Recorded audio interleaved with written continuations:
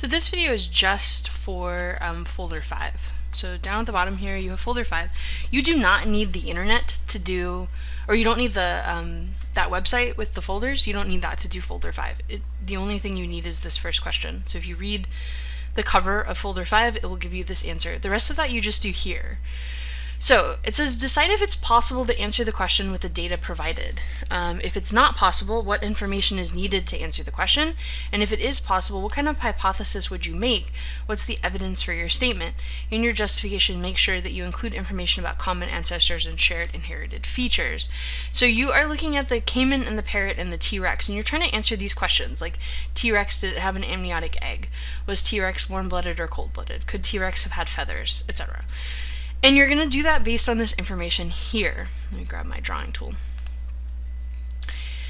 So, if the caiman could see color and the parrot could see color, you have to make a hypothesis about the T-Rex. Because obviously we don't have any T-Rex around today, so we can't look at them. And we don't have access to their brains, because that isn't preserved in fossils, so we don't really know. But if we know that the caiman had color vision and the parrot has color vision, then the T-Rex, which would have evolved off of this lineage, would also have had color vision, most likely, because color vision would have evolved somewhere like right here, and that would have given it to everything. So I'm going to give the T-Rex a plus sign there. Okay. Warm-blooded. So the caiman is not warm-blooded, but the parrot is. So then you would make an estimation that warm-bloodedness would have evolved about here because it didn't go to the caiman. And so that would make it yes for the T-Rex. So this would most likely be a plus sign. And again, this is a hypothesis. It's not like we can test that and know for sure. So next you have feathers. The caiman does not have feathers and the parrot does. So this would be just like the warm-bloodedness. It would have evolved like here, and so it is quite likely that the T-Rex did have feathers. Sing to their young. So if caimans sing to their young and parrots sing to their young, then singing to your young would have evolved right here, and so this would get a plus sign. So T-Rex would have also been a singer.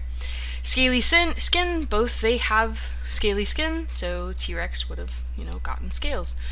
Melanin pigment in the skin. If they both had it, then it's likely that T-Rex also had it. Amniotic egg, they both have it, so it's likely that T-Rex also had it. Few glands in skin, so that means that they don't sweat, so that's likely that T-Rex also would have had that. Hole in hip socket, so the caiman doesn't have it, but the parrot does, so again, it's likely that the T-Rex maybe did.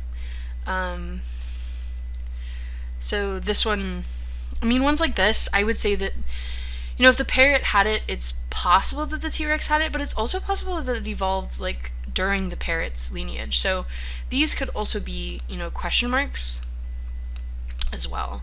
So this one could be a plus or a question mark. You can make an argument for that. There's not a ton of evidence to support it. If the caiman had a 3-chambered heart and the parrot doesn't have a 3-chambered heart, then it is possible that the T-Rex also doesn't have a 3-chambered heart, but again, there's not enough evidence there to say that. And then the caiman does not have a 4-chambered heart and the parrot does, so again I would say that that's a plus sign, but also with a question mark, because it's possible that it evolved just on the lineage to the parents and didn't evolve T-Rex. We'd need more information for that. Then you have to answer these questions. So did T-Rex have an amniotic egg? And so here we put a plus sign. These all have it, so it's likely that T-Rex does as well. And so you would have to write that. And here it says, if it is possible, what kind of hypothesis would you make? What is the evidence for your statement? In your justification, make sure you include information about common ancestors and shared inherited features. So again, you're not saying for fact, the T-Rex has an egg, amniotic egg.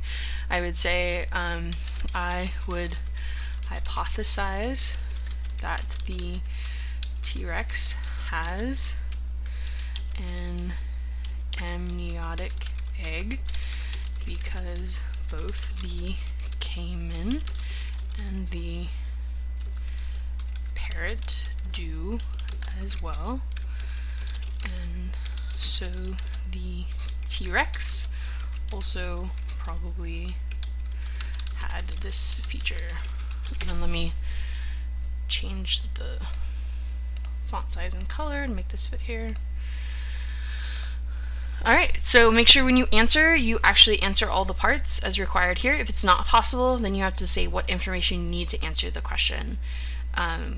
So, was T-Rex warm-blooded or cold-blooded? And so here we would hypothesize that it could possibly be warm-blooded, but it also question mark there. So you could also write, like, if we had access to blood vessel information, like if we found a frozen T-Rex, that would give us an insight into what its blood vessels look like. And organisms that are cold-blooded, they have fewer blood vessels going out to the skin because they're not warming the skin as much. They're keeping their organs internally warm, whereas you have blood vessels that run all through your fingers and your toes because you are warm-blooded, and so you need to keep all of your tissues warm. So that's some information that would help me to answer that question. So this is how you do the rest of that page. So answer the questions, make sure you support it with evidence, make sure you read this and answer all the parts that it asks you to answer.